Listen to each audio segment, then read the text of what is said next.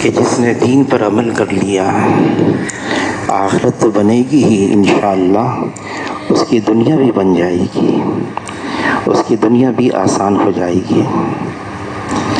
اب دین کے اندر حضور صلی اللہ علیہ وسلم کے مختلف اعمال ہیں، طور طریقے ہیں۔ حضور صلی اللہ علیہ وسلم کی مبارک زندگی ہے، مکمل طور سے ہر چیز ہے اس دین کے اندر، لیکن بعض پہلو ایسے اہم ہیں، ضروری ہیں کہ اگر وہ نہیں ہیں تو ظاہری شکل میں دین تو ہے، لیکن جو اس کے ثمرات ہیں، اس کے جو اثرات ہیں، اس کے جو نتائج ہیں، وہ پھر سامنے نہیں ہیں۔ مفتی زین العابدین صاحب رحمۃ اللہ علیہ فرما رہے تھے، اس وقت دنیا کے اندر مسلمان بڑی تعداد میں ہیں، بلکہ اعداد و شمار سے اگر دیکھا جائے تو دنیا کے اندر ہر پانچواں شخص وہ ہے جو یوں کہتا ہے میں مسلمان ہوں۔ مگر دنیا کے اندر اس وقت مسلمان ان کی کوئی حیثیت نہیں ہے۔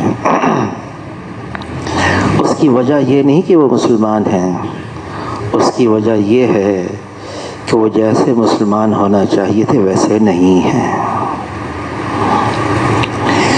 جیسے دین پر چلنا چاہیے تھا ویسے نہیں ہیں۔ مولانا یوسف کاندھلوی رحمۃ اللہ علیہ ان کی تقریروں میں یہ بات ہے کہ اللہ تعالیٰ نے آنے والی امت کے حصے کو صحابہ اکرام کے ذریعے سے وہ ساری بات سمجھا دی، بتلا دی، یہ حالات ہوں تو کیا کرنا چاہیے، ایسی مشکل آئے تو کیا کرنا چاہیے۔ اب صحابہ اکرام رضوان اللہ علیہم اجمعین بڑی مقدس ہستیاں ہیں، اور امت کے اندر ان کا بہت اونچا درجہ ہے صحابہ کا، اور صحابہ پر اعتماد یہی ہمارے دین کی بنیاد ہے۔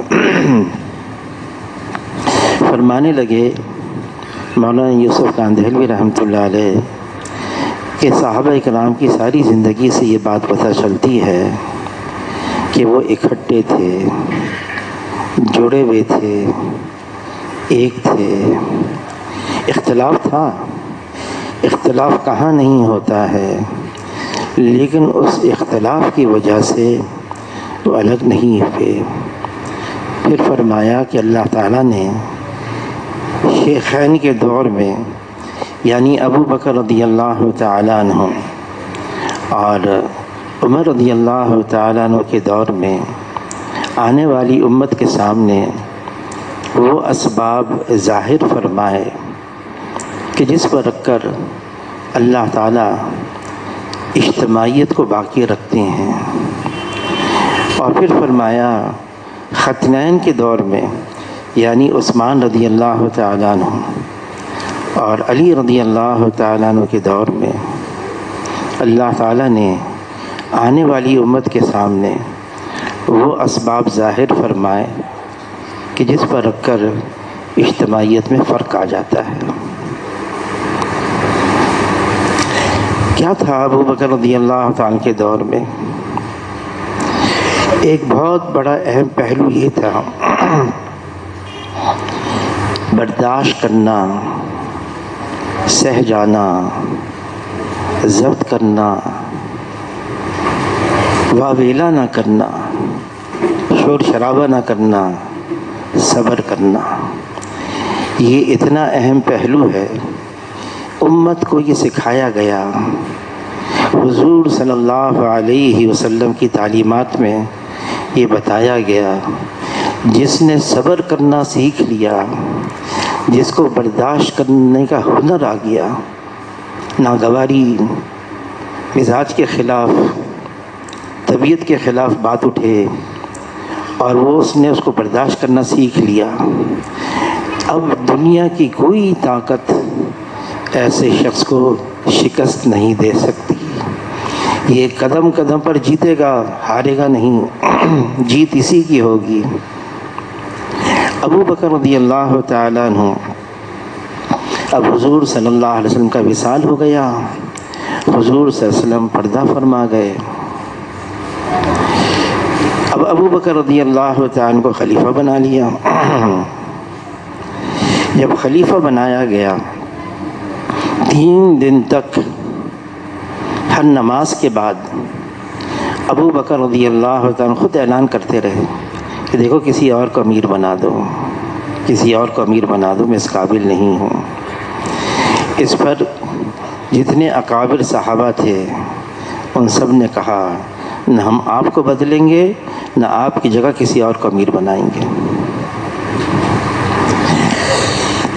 حضور صلی اللہ علیہ وسلم کے زمانے میں ایک شخص صحابی تھے، ابو بکر رضی اللہ تعالیٰ کے ساتھ سفر میں تھے، بہت متاثر ہوئے ابو بکر رضی اللہ تعالیٰ کے مزاج سے، بہت متاثر ہوئے. جب جدائی ہونے لگی، مدینہ میں نہیں رہتے تھے، کہیں اور رہتے تھے، جب جدائی ہونے لگی تو انہوں نے ابو بکر رضی اللہ تعالیٰ سے کہا مجھے کوئی نصیحت فرمائیں. تو ابو بکر رضی اللہ تعالیٰ نے یہ نصیحت کی کہ دیکھو کبھی 2 پر بھی امیر نہ بننا. صحابہ اکرام امارت سے، امامت سے، امانت سے بہت گھبراتے تھے. ذمہ داری ہے، بہت بڑی ذمہ داری ہے، گھبراتے تھے. یہ نصیحت کی. حضور صلی اللہ علیہ وسلم کا وصال ہو گیا، ابو بکر رضی اللہ تعالیٰ خلیفہ بنے. ان تک بات پہنچ گئی کہ ابو بکر تو خلیفہ بن گئے. یہ تیز سواری پر مدینہ منورہ پہنچے اور ابو بکر رضی اللہ تعالیٰ سے کہا اے ابو بکر، آپ نے تو مجھے نصیحت کی تھی کہ 2 پر بھی امیر نہ بننا، اور آپ ساری امت کے امیر بن گئے. یہ کیا؟ اب ابو بکر رضی اللہ تعالیٰ عنہ نے کیا رد عمل ظاہر کیا؟ ظاہر ہے اگر کوئی کسی کے ساتھ کوئی ایسے انداز سے بات کرے یا کوئی ایسی بات ہو تو اس کو ذرا غصہ بھی آتا ہے اور اس کے اندر کوئی ناگواری بھی آتی ہے. ابو بکر رضی اللہ تعالیٰ نے کوئی ناگواری ظاہر نہیں کی، کوئی ناگواری نہیں، اور ان کو بٹھایا اور ان سے ساری بات کی. یہ نہیں کہا کہ تم نے کیا کہہ دیا، تم کو کیا پتا، یہ نہیں کہا. ان کو ساری بات سمجھائی کہ دیکھو میرا دل تو نہیں تھا اور واقعی بہت بڑی ذمہ داری میں نہیں چاہتا تھا، لیکن مجھے بنا دیا گیا. اور میں نے حضور صلی اللہ علیہ وسلم سے سنا ہے کہ اگر اس پر ذمہ داری ڈالی جائے اور وہ اللہ کے لیے اس کو اٹھا لے، پھر اللہ تعالیٰ ایک فرشتے کو مقرر فرماتے ہیں جو اس کی رہنمائی کرتا رہے. سب اس پر متفق تھے، میں بہت کہتا رہا لیکن مانے نہیں. اس کو مطمئن کیا، اس صاحب کو مطمئن کیا، وہ مطمئن ہو گئے اور پھر واپس چلے گئے. ابو بکر رضی اللہ تعالیٰ عنہ ایسا بھی ہوا کہ کچھ احباب ان کے ہاتھ پر بیعت نہیں ہوئے. خالد مہوی رضی اللہ تعالیٰ عنہ، ان کے ہاتھ پہ بیعت نہیں ہوئے ابو بکر رضی اللہ تعالیٰ عنہ کے. ابو بکر رضی اللہ تعالیٰ عنہ سے قطع تعلق نہیں کیا، ان کے پاس جاتے رہے، روز جاتے رہے اور سلام کرتے رہے، اور فرمایا میں ایک صحابی کی زیارت کے لیے جا رہا ہوں. 6 مہینے تک روزانہ یہ معمول تھا ان کا. تو اس صحابی خالد مہوی نے 6 مہینے کے بعد پوچھا اے ابو بکر، کیا آپ یہ چاہتے ہیں میں آپ کے ہاتھ پر بیعت ہو جاؤں؟ تو ابو بکر رضی اللہ تعالیٰ کا جواب یہ تھا، دیکھیں یہ اس امت کو بتایا جا رہا ہے کون سے الفاظ استعمال کیے جائیں، کس انداز سے بات کی جائے، کیا لہجہ ہو. ابو بکر رضی اللہ عنہ نے فرمایا کہ نہیں، میں یہ نہیں چاہتا، بس میں اتنا چاہتا ہوں جہاں ساری امت ہے آپ بھی اس کی طرف ہو جائیں۔ تو اس پر انہوں نے کہا اچھا، جہاں ساری امت ہے، جہاں سارے ہیں، میں ان کی طرف ہو جاؤں؟ تو اس کے لیے تو مجھے سب کے سامنے آنا پڑے گا، اور میں سب کے سامنے آؤں گا، پھر آپ کے ہاتھ پہ بیٹھوں گا۔ آدمی کا انداز کیا ہو، لہجہ کیا ہو، طور طریقہ کیا ہو، یہ بہت ضروری ہے۔ دین کی بات ہو، اللہ تعالیٰ موسیٰ علیہ السلام سے، ہارون علیہ السلام سے فرما رہے ہیں دیکھو فرعون کے پاس جاؤ، انہو طغیٰ، وہ بغاوت پر آ گیا ہے، اور یہ بین الاقوامی اصول ہے، باغی بغاوت اس کی سزا سزائے موت ہے۔ اللہ فرما رہے ہیں، کیا لفظ فرمایا؟ انہو طغیٰ، وہ بغاوت پر آ گیا ہے۔ لیکن اللہ تعالیٰ یہ بھی فرما رہے ہیں قولا قولا لینا، دیکھو نرمی سے بات کرنا، انداز، لہجہ، طریقہ ایسا ہو دل جیتنے کا۔ آدمی نے اگر کسی کا دل جیت لیا تو سارا کام ہو گیا، پھر وہ غلام بن گیا۔ گلگت کے اندر بہت فسادات ہوتے تھے، شیعہ سنی۔ حاجی صاحب بہت پریشان تھے، حاجی عبدالوہاب صاحب۔ حاجی عبدالوہاب صاحب نے ایک جماعت تیار کی، مولانا جمشید صاحب اور ان کے ساتھ اور علماء حضرات گلگت بھیجا۔ انہوں نے وہاں پر جا کے محنت کی، سب سے ملاقاتیں کی، سب کا دل جیت لیا۔ ایسا دل جیتا کہ مسجد میں تھے وہ اہل تشیع کے جو بڑے تھے اپنی جماعت کے ساتھ آئے مسجد میں، اور کہنے لگے میں آپ سے یہ کہنے آیا ہوں کہ آپ کی موجودگی میں میرا انتقال ہو جائے تو نماز جنازہ آپ پڑھائیں گے۔ حیران ہو گئے لوگ، دوسرے لوگ بھی تھے۔ کیا ہے؟ دل جیت لیا۔ دل جیتنے کے لیے آدمی کو جھکنا ہوتا ہے، اپنی حیثیت مٹانی ہوتی ہے، دوسرے کو عزت دینی ہوتی ہے، دوسرے کو ایسا بنانا ہوتا ہے کہ وہ سمجھے ہاں ہمدردی، خیر خواہی، الفت اس کے ساتھ واقعی یہ چاہت ہے۔ جیسے حضور صلی اللہ علیہ وسلم فرماتے ہیں، اس کا مفہوم ہے، میں دیکھ رہا ہوں لوگ جہنم کی طرف جا رہے ہیں اور ان کی کمر پکڑ پکڑ کر میں ان کو جنت کے راستے پہ ڈال رہا ہوں۔ ابو بکر رضی اللہ تعالیٰ عنہ، بہت مواقع آئے لیکن انہوں نے کبھی بھی، کیونکہ حضور صلی اللہ علیہ وسلم کی عادت شریفہ تھی، کبھی سخت لہجے میں کسی سے بات نہیں کرتے، کبھی کسی مخاطب کی اہانت نہیں کرتے، کبھی کسی مخاطب اس کی دل آزاری نہیں کرتے تھے۔ مخالفین آئے، بہت آئے، اور ایسے بھی آئے کہ ان کو حضور صلی اللہ علیہ وسلم کے ساتھ کس ادب سے پیش آنا ہے اس سے ناواقف تھے۔ ایک دیہاتی آیا حضور صلی اللہ علیہ وسلم کی خدمت میں، حضور صلی اللہ علیہ وسلم یمنی چادر اوڑے ہوئے تھے، اس کے کنارہ سیا سلاوا موٹا تھا۔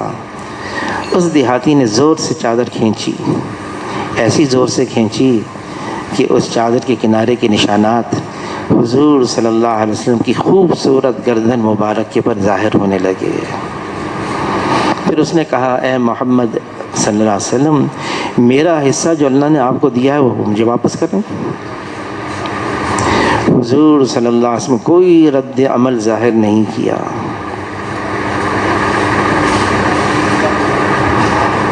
بلکہ فرمایا بھئی بیت المال میں سے اتنا اتنا حصہ اس کو دے دو، کوئی غصہ نہیں، کچھ نہیں۔ حضور صلی اللہ علیہ وسلم کے زمانے میں یہودی رہتے تھے مدینے میں، 5 سال تک تو تھے مدینے میں، پھر 5 سال کے بعد جب اللہ نے حکم فرمایا کہ ان کو یہاں سے نکالو، یہودی تو سازش اور شرارت کا نام ہے، نکال دیا ان کو مدینے سے باہر۔ لیکن شروع میں تو سارے وہیں تھے، اور حضور صلی اللہ علیہ وسلم کے پڑوسی بھی تھے حضور کے، اور جو پڑوسی کے حقوق ہیں وہ پورا ادا کرتے تھے حضور صلی اللہ علیہ وسلم۔ تو یہودیوں کا ایک عالم تھا زید بن سونا، اس نے حضور صلی اللہ علیہ وسلم سے آ کے کہا کہ آپ کی ایک عادت ہے، آپ غریبوں پر، ضرورت مندوں پر، بیواؤں پر، یتیموں پر بہت خرچ کرتے ہیں، آپ کے پاس پیسے تو ہے نہیں، تو آپ قرض لیتے ہیں، پھر جب آپ کے پاس ہوتا ہے وہ قرض پورا کر دیتے ہیں، دے دیتے ہیں۔ میرے پاس اس وقت کچھ پیسے ہیں، مال ہے، آپ مجھ سے قرضہ لے لیں اور فلاں فلاں تاریخ تک دے دیجیے گا۔ حضور نے قبول فرما لیا۔ اب وہ تاریخ آئی نہیں واپس کرنے کی، حضور کی مجلس لگی ہوئی ہے، یہ شخص آیا اور بھری مجلس میں کہنے لگا کہ اے محمد صلی اللہ علیہ وسلم، آپ ایسے ہیں، آپ کی قوم ایسی ہے، آپ کا قبیلہ ایسا ہے، مجھ سے قرضہ لیا ہے، واپس کریں۔ اور اس وقت تھا بیت المال میں، لیکن تاریخ نہیں آئی تھی۔ صحابہ اکرام بہت ہی ناگواری طبیعت پر، یہ کیا کر رہا ہے، لیکن حضور صلی اللہ علیہ وسلم کے سامنے کوئی کچھ نہیں کر سکتا تھا۔ ایک عمر رضی اللہ تعالیٰ عنہ، اللہ نے ان کو ہمت دی تھی، حوصلہ دیا تھا، طبیعت میں جلال بھی تھا، وہ کھڑے ہو گئے اور زید بن سونا کو پکڑا، جھنجھوڑا، دھمکی دی۔ حضور صلی اللہ علیہ وسلم دونوں کو اپنے پاس بلا لیا اور یوں فرمایا، اے عمر، کیا ہی اچھا ہوتا تم اس سے یوں کہتے کہ دیکھو بھری مجلس میں اس طرح سے گفتگو کرنا مناسب نہیں ہے۔ اس کو سمجھاتے، پھر میرے پاس آتے اور یوں کہتے کہ اے اللہ کے رسول، اگر آپ نے اس سے لیا ہے، یہ مانگنے آیا ہے تو دے دیں، مجھ سے یوں کہتے۔ پھر حضور صلی اللہ علیہ وسلم نے عمر رضی اللہ تعالیٰ سے فرمایا، جاؤ بیت المال سے اس کا قرضہ بھی ادا کرو اور 20 ساعت جو مزید دے دو۔ تو عرض کیا، اللہ کے رسول مزید کیوں؟ فرمایا، ابھی جو تم نے اس کو ڈرایا، دھمکایا، جھنجھوڑا، اس کی وجہ سے۔ اسی وقت زید بن سونا نے کہا، اشہد ان لا الہ الا اللہ و اشہد ان محمد رسول اللہ۔ پوچھا کیا بات تھی؟ مسلمان تو ہو گئے، لیکن ایسا انداز تم نے اختیار کیا۔ عرض کیا، اے اللہ کے رسول، ہماری جو کتاب ہے آسمانی کتاب، اس میں بھی میں نے دیکھا، سنا، پڑھا کہ نبی کی یہ نشانیاں ہیں، ساری نشانیاں آپ کے اندر ہیں، ایک نشانی میں دیکھنا چاہتا تھا، آزمانا چاہتا تھا۔ وہ نشانی یہ، جتنا جاہل کا جہل نبی کے سامنے بڑھتا جاتا ہے، اتنا ہی نبی کا علم بڑھتا چلا جاتا ہے۔ یہ آزمانا تھا، آزما لیا میں نے، ہو گیا۔ حضور صلی اللہ علیہ وسلم کی تعلیمات میں یہ بات ہے۔ اب ابو بکر رضی اللہ تعالیٰ عنہ خلیفہ ہیں، تو ایک قوم کا سردار تھا، وہ آیا اور آ کے کہنے لگا، اے ابو بکر، آپ خلیفہ وقت ہیں، آپ کے پاس کچھ بیت المال میں زمینیں آئی ہوئی ہیں، فلاں فلاں جگہ کی زمین اگر آپ مجھے دے دیں۔ تو حضور صلی اللہ علیہ وسلم کے زمانے میں بھی آتا تھا اور حضور سے کچھ سوال کرتا، حضور اس کا سوال ضرور پورا کرتے۔ تو طلحہ نے رضی اللہ تعالیٰ نے کہا، اے ابو بکر، آپ اس کی بات پوری کر لیں۔ جتنے لوگ تھے سامنے، مشورہ کیا کیا کرنا چاہیے، دے دیں، لکھ کے دے دیا۔ عمر رضی اللہ تعالیٰ عنہ بیت المال کے انچارج تھے، ذمہ دار تھے، ان کے نام پرچہ لکھا کہ فلاں جگہ کی زمین ان کے نام دے دو۔ وہ پرچہ لے کر، ابو بکر کا پرچہ عمر رضی اللہ عنہ کے پاس پہنچا. عمر رضی اللہ تعالیٰ نے اس پرچے کو پڑھا کہ کون ہوتے ہیں ابو بکر؟ یہ تو مسلمانوں کا مال ہے، مسلمانوں کا مال ہے. اور غصے میں آ گیا، پرچہ پھاڑ بھی دیا اور بہت کچھ کیا. یہ صاحب بھاگے بھاگے آئے ابو بکر کے پاس، ابھی مجلس باقی تھی. ابو بکر آپ خلیفہ ہیں یا وہ خلیفہ ہیں؟ اب دیکھیں کیا جواب دیا، دل جوڑنے والا جواب. اس امت کو بتایا کہ دیکھو جوڑ کتنا ضروری ہے، آداب، احکامات، جتنے اصول ہیں ان کو قربان کیا جا سکتا ہے، لیکن جوڑ کتنا ضروری ہے. حاجی عبدالوہاب صاحب مجھ سے فرمانے لگے، میں تمہیں ایک بات بتاتا ہوں لیکن بتانا نہیں کسی کو. اب حاجی صاحب کا بھی انتقال ہو گیا، اب ایسا نہ ہو یہ باتیں میرے ساتھ چلی جائیں. تو حاجی صاحب نے فرمایا میں مولانا الیاس صاحب رحمۃ اللہ علیہ کی خدمت میں گیا، زندگی کا آخری حصہ تھا. تو مولانا الیاس صاحب رحمۃ اللہ نے فرمایا میں مانگتا رہا اے اللہ مجھ پر کھول دے، تیرے احکامات زیادہ ضروری ہیں، یہ ایک مسلمان اس کی عزت زیادہ اہم ہے. کہ اب جا کے اللہ نے مجھ پر کھولا ہے، یہ مسلمان بہت اہم ہے. پھر حاجی صاحب فرمائیں گے بتانا نہیں اور سب کو ہضم ہونا مشکل ہو جائے گا. بہرحال ابو بکر رضی اللہ تعالیٰ کے سامنے اس نے جملہ کہا، ابو بکر آپ خلیفہ ہیں یا وہ خلیفہ ہیں؟ جواب یہ دیا ابو بکر رضی اللہ تعالیٰ نے خلیفہ بننے کے قابل تو وہی تھے، مجھے بنا دیا.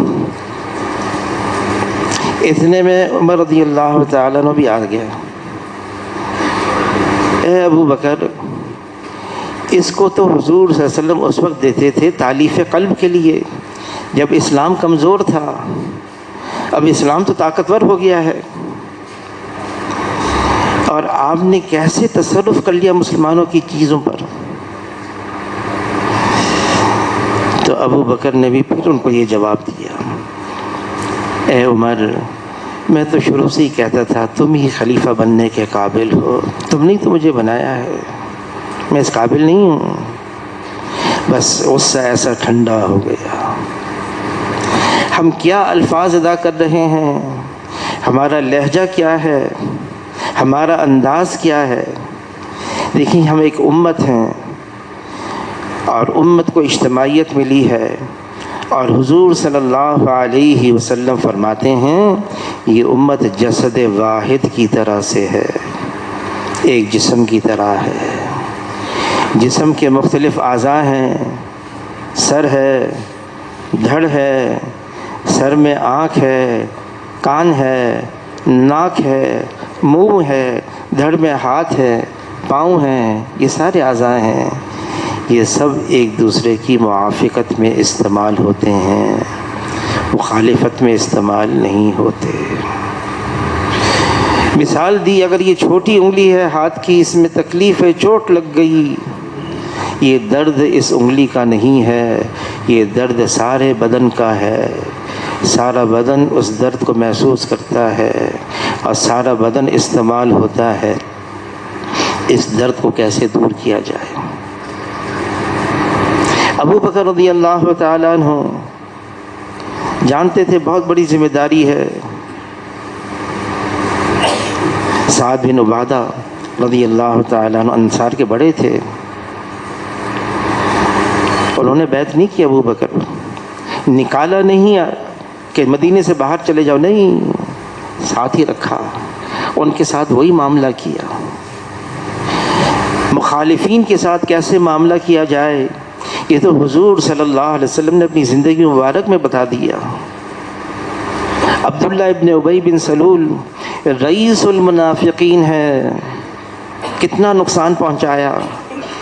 احد میں جا رہے ہیں اور 300 نوجوانوں کو اس نے نکال لیا، روک لیا، بہت نقصان پہنچایا. لیکن حضور صلی اللہ علیہ وسلم نے اس کو نکالا نہیں. یہ بھی نہیں لوگوں کے سامنے کہا یہ منافق ہے، یہ بھی نہیں کہا. ہاں حذیفہ رضی اللہ تعالیٰ عنہ حضور صلی اللہ علیہ وسلم کے رازدار تھے، ان کو منافقین کے نام بتا دیے، لیکن یہ بھی فرمایا یہ نام کسی کو بتانا نہیں، چھپا کے رکھنا، چھپا کے رکھا. اچھا عبداللہ ابن ابی بن سلول رئیس المنافقین کا انتقال ہو گیا، چلو معاملہ تو اب ختم ہو گیا. نہیں، حضور صلی اللہ علیہ وسلم نے اپنے جبہ مبارک اتار کر اس کے جنازے پر رکھ دیا، شاید اللہ کو رحم آ جائے، شاید اللہ کو رحم. ہر ایک کے لیے خیر خواہی، ہر ایک کے لیے ہمدردی، یہ کسی طرح سے جہنم کی آگ سے بچ جائے. ابو بکر رضی اللہ تعالیٰ عنہ نے نہیں نکالا. پھر ایسے بھی حالات آ گئے، عمر رضی اللہ تعالیٰ عنہ، خالد بن ولید رضی اللہ تعالیٰ، ان کی تلوار بہت تیز چلتی ہے، ان کو معزول کریں سپہ سالاری سے. ابو بکر رضی اللہ تعالیٰ عنہ جس کو اللہ نے اپنی تلوار قرار دیا ہے اس کو میں کیسے معزول کر دوں؟ کمی ہم سب کے اندر ہے، بے عیب ذات صرف ایک اللہ کی ہے. اللہ میں کوئی کمی نہیں، اللہ میں کوئی کجی نہیں، اللہ میں کوئی خامی نہیں. سبحان اللہ. اور اللہ نے فرشتوں کو ایسا بنایا ہے ان کے اندر معصیت کا جذبہ رکھا ہی نہیں. انبیاء علیہ الصلوۃ والسلام معصوم ہیں، گناہ ہو نہیں سکتا، اور صحابہ سے اللہ تعالیٰ راضی ہو گئے، محفوظ ہو گئے، باقی ہم بچے ہیں. حضور کی تعلیمات میں سے ہے کمی مت دیکھو، خامی مت دیکھو. اگر صرف کمیاں دیکھتے رہیں گے، خامیاں دیکھتے رہیں گے، ہم اکیلے رہ جائیں گے، ہم تنہا ہو جائیں گے، پھر کوئی ہمارا ساتھ نہیں دے گا. عیب جوئی کو گناہ قرار دیا ہے، لوگوں کی کمیاں تلاش کرنا یہ گناہ ہے. اگر گناہ نظر بھی آ جائے، پتہ بھی چل جائے، حضور کی تعلیمات میں چھپاؤ، اس کو ظاہر مت کرو، اس کی تشہیر مت کرو، اس کا عیب مت کھولو، پردہ پوشی کرو، پردہ دری مت کرو. اور یہ بھی فرما دیا اگر کوئی کسی کی کمی پتہ چل گئی اور تم نے اس کی پردہ دری کر دی، عیب کھول دیا، تو آتا ہے حدیث میں پھر اللہ تعالیٰ تمہارے عیب کھولیں گے یہاں تک کہ گھر بیٹھے رسوا کر دیں گے. اللہ ہم سب کی حفاظت فرمائے. لوگوں کی کمیاں بیان کرنا فرمائے یہ غیبت ہے اور حرام ہے، اشد من الزنا ہے. لوگوں کی کمیاں لوگوں میں بیان کرنا. عرض کیا اے اللہ کے رسول، اگر واقعی اس کے اندر یہ کمی ہو اور پھر دوسرے کے سامنے بیان کر دی جائے، فرمایا اسی کو غیبت کہتے ہیں، ورنہ تو بہتان ہے. امام ابو حنیفہ رحمۃ اللہ علیہ کی مجلس میں نہ کوئی غیبت کر سکتا تھا نہ کوئی غیبت سن سکتا تھا. فرمایا دونوں گناہوں میں برابر کے شریک ہیں، دونوں گناہوں میں برابر کے شریک ہیں. حضور صلی اللہ علیہ وسلم کی تعلیمات وہ ہیں. دیکھو بہت ساری چیزیں ہم برداشت کر سکتے ہیں، سہ سکتے ہیں. اجتماعیت میں فرق آئے، دیکھیں باطل تو اکٹھا ہو گیا ہے، حضور نے خبر دی وہ ملت واحدہ ہے اور صرف ایک بات پر جمع ہوا ہے، یہ دین اسلام ہے، اس کی مخالفت بس. اور جو کئی خداؤں کے ماننے والے ہیں وہ تو اکٹھے ہو گئے، جو ایک خدا کے ماننے والے ہیں وہ اکٹھا نہیں ہو سکے. کیا وجہ ہے؟ عدم برداشت. ہم برداشت نہیں کر سکتے، ناگواری آئے، طبیعت کے خلاف بات آ گئی، مزاج کے خلاف بات آ گئی. حضور صلی اللہ علیہ وسلم کوئی طبیعت کے خلاف بات آتی انتقام نہیں لیتے. ہاں کوئی امر حق کی مخالفت کرے پھر تو حضور صلی اللہ علیہ وسلم اس سے لیتے تھے بدلہ، یہاں تک کہ امر حق کو غالب نہ کر دیں، لیکن کبھی اپنی ذات کے لیے، کبھی کسی دنیاوی کام کے لیے، کوئی اور غرض کی وجہ سے حضور صلی اللہ علیہ وسلم نے بدلہ نہیں لیا، معاف کیا، درگزر کیا، صرف نظر کیا، تذکرہ بھی نہیں کیا. فتح مکہ کے موقع پر حضور صلی اللہ علیہ وسلم کس انداز سے داخل ہونے، اب فاتحانہ مکہ مکرمہ اور فتح مکہ فتح عالم تھا، لیکن کیسے داخل ہونے؟ گردن اتنی سواری کے قریب کر دی، ایسے جھکے ہوئے ہیں، اور زبان پر الفاظ ہیں لا الہ الا اللہ وحدہ انجز وعدہ ونصر عبدہ وہزم الاحزاب وحدہ. اکیلے اللہ نے کیا، وعدہ پورا کیا، اپنے بندے کی مدد کی. اور یہ بھی فرمایا اگر ہم کچھ ہوتے تو چھپکے سے جان بچا کر مکے سے کیوں نکلتے. یہ کون ہیں؟ سید ولد آدم ہیں، سید الاولین ہیں، سید الآخرین ہیں. لا یمکن الثنا کما کان حقہ بعد از خدا بزرگ. تو یہ قصہ مختصر. اور صفا پہاڑی پر چڑھے اور حضور صلی اللہ علیہ وسلم فرمانے لگے آج میں وہ کہوں گا جو یوسف علیہ السلام نے اپنے بھائیوں سے کہا تھا، لا تثریب علیکم اليوم.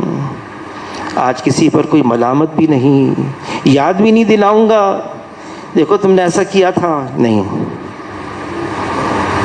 عام معافی، درگزر کرنا، معاف کر دینا. ابو بکر رضی اللہ تعالیٰ عنہ مختلف حالات آئے، جمے رہے. پھر عمر رضی اللہ تعالیٰ عنہ خلیفہ بنائے گئے.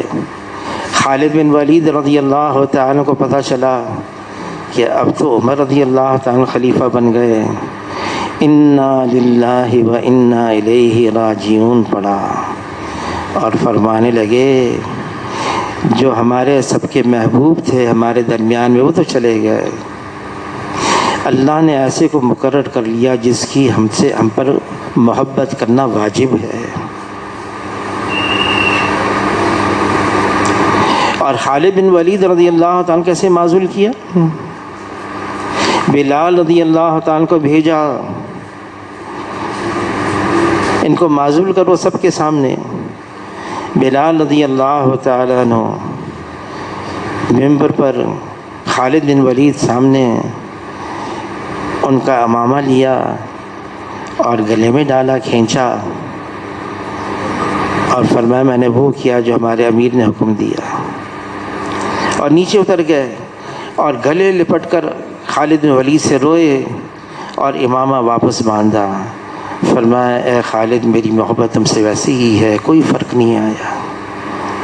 خالد بن ولید رضی اللہ تعالیٰ کوئی رد عمل نہیں کہ میرے ساتھ کیا ہوا. اسی رات کو ایک صحابی علقمہ رضی اللہ تعالیٰ رات کا اندھیرا، کوئی اسٹریٹ لائٹس تو تھی نہیں مدینہ منورہ میں اس زمانے میں، اندھیرا ہی اندھیرا. رات کے اندھیرے میں عمر رضی اللہ تعالیٰ جا رہے ہیں. اب علقمہ نے سوچا کہ عمر رضی اللہ تعالیٰ تو خلیفہ بن گئے، امیر اکیلے کیسے ہوں گے. اور پیچھے شبیہ عمر کی ایسی تھی جیسے خالد کی، لمبے چوڑے. تو علقمہ نے کہا او خالد. تو عمر رضی اللہ تعالیٰ نے آواز بدل لی، جی کہ تمہارے ساتھ بہت برا ہوا. کیا کرنا ہے؟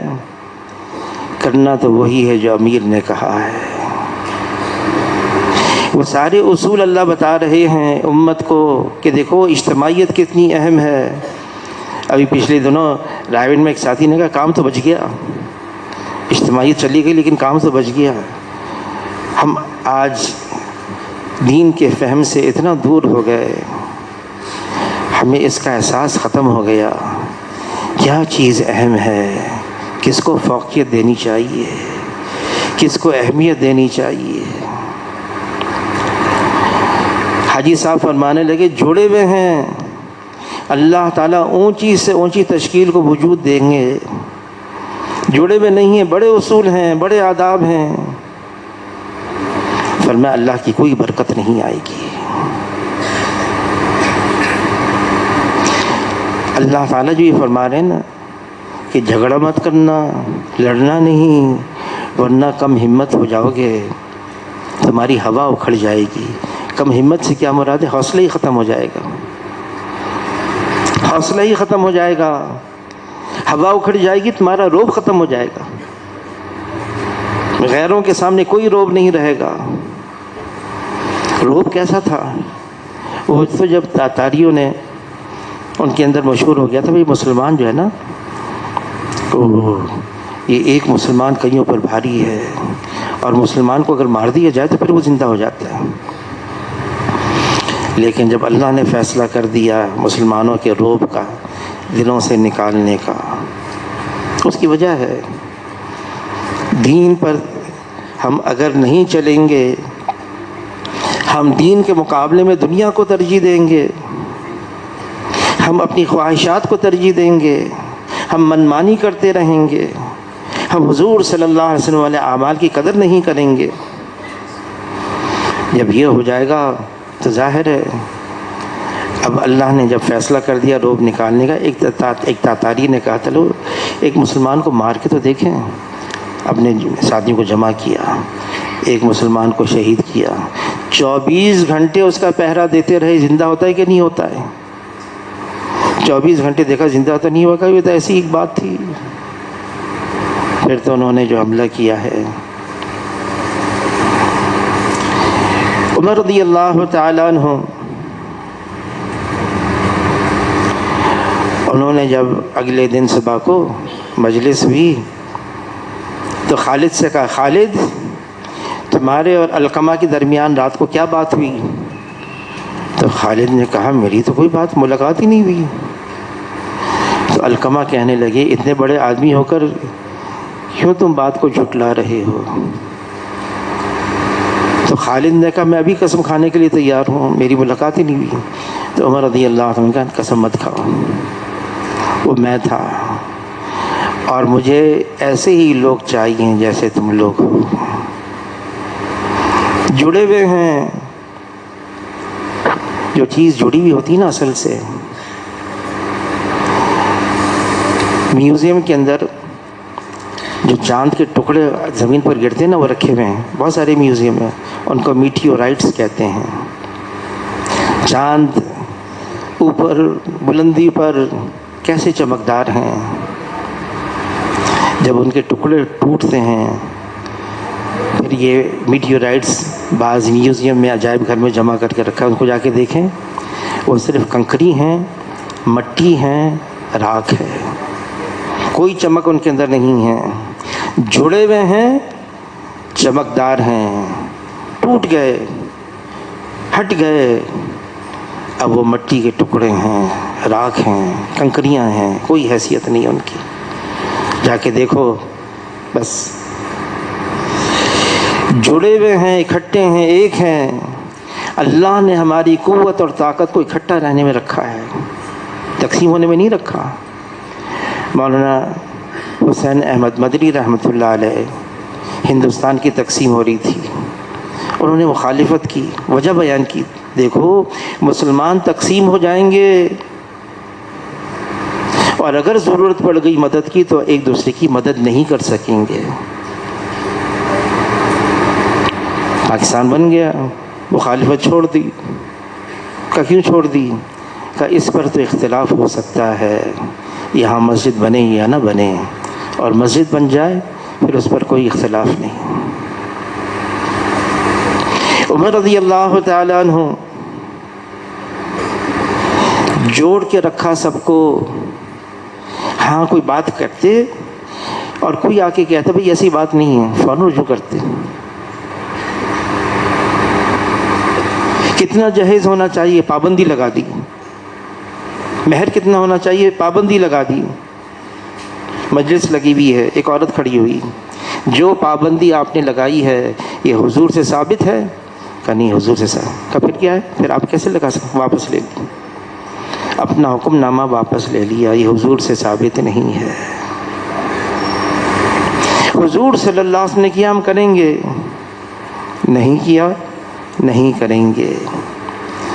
عثمان رضی اللہ عنہ کا دور آیا، فرمایا ختنین یعنی دامادوں کے دور میں اللہ نے وہ اسباب ظاہر فرمائے جس پر رکھ کر اجتماعیت میں فرق آ جاتا ہے۔ عثمان رضی اللہ تعالیٰ عنہ اعتراض شروع ہو گیا، بڑوں پر اعتراض، امیر پر اعتراض، اکابر صحابہ پر اعتراض۔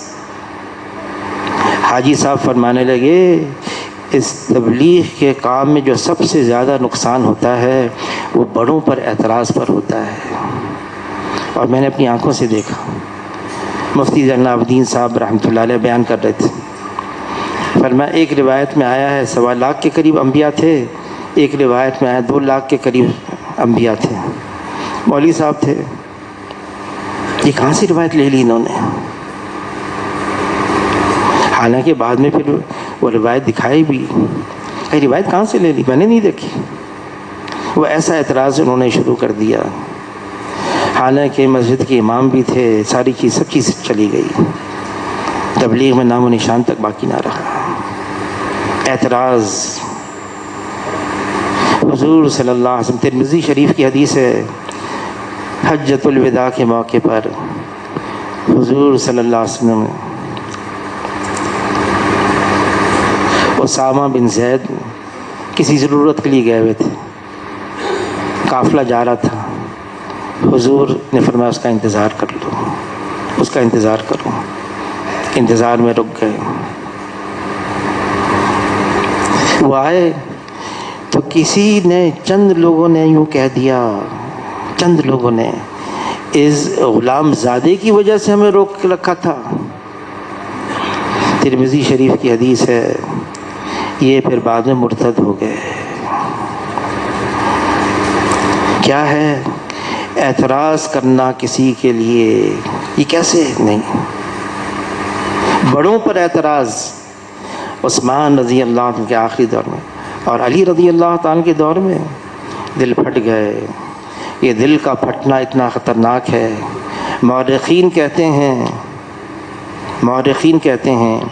حضور صلی اللہ علیہ وسلم کا زمانہ، ابو بکر رضی اللہ عنہ کا زمانہ، عمر رضی اللہ عنہ کا زمانہ، 30,000 مارکے ہوئے، ان 30,000 مارکے میں 50,000 صحابہ صرف شہید ہوئے ہیں، 50,000۔